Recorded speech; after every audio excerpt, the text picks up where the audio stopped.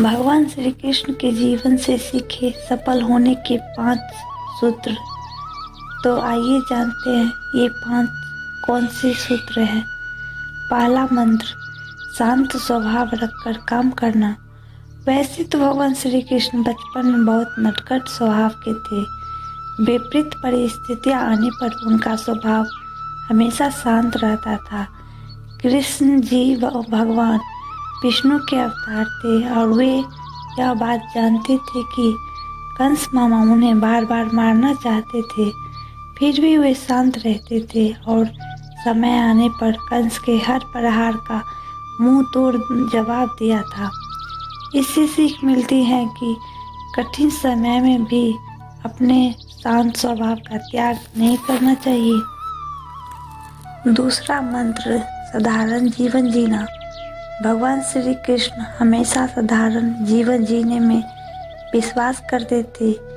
गोकुल के राजघराने में परवरिश होने के बावजूद वह अन्य सामान्य बालकों के साथ रहते, खेलते और घूमते रहते थे। उन्हें कभी भी अपने राजघराने का घमंड नहीं था। तीसरा मंत्र, कभी हार ना मानना। कभी भी उनका मन बुरा समय आने पर घबराता नहीं था। वह विपरीत परिस्थितियों का डटकर मुकाबला करते थे। उनका मानना था बुरे समय में विवेक पूर्वक काम करना चाहिए। भगवान श्री कृष्ण ने कभी भी हार न मानने का संदेश दिया था।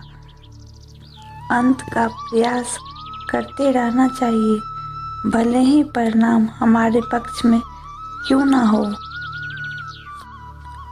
चौथा मंत्र, दोस्ती निभाना। कृष्ण और सुदामा की दोस्ती को कौन नहीं जानता। यह दोस्ती महज दोनों के प्रेम के कारण नहीं, बल्कि एक दूसरे के प्रति आदर के कारण भी प्रसिद्ध है। किंतु आज के ज़माने में दोस्ती के असली मायने कोई नहीं जानता।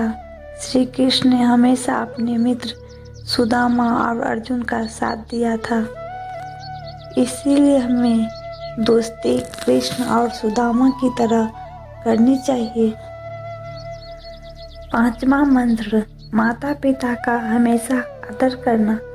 श्री कृष्ण को जन्म देवकी माँ ने दिया था और पालन पोषण यशोदा माँ ने किया था।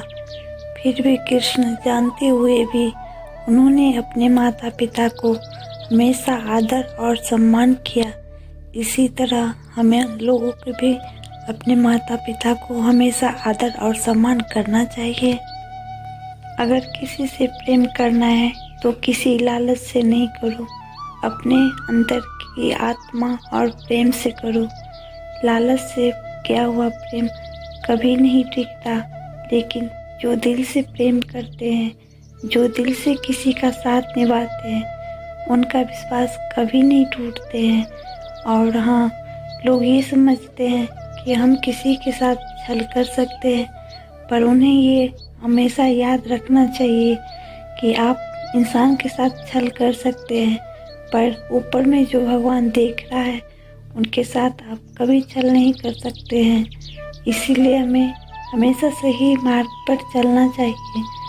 भगवान हमेशा सबको देखता रहता है और भगवान से हमें डरना चाहिए और इस संसार में अपने प्रेम से प्रेम को जीतना चाहिए।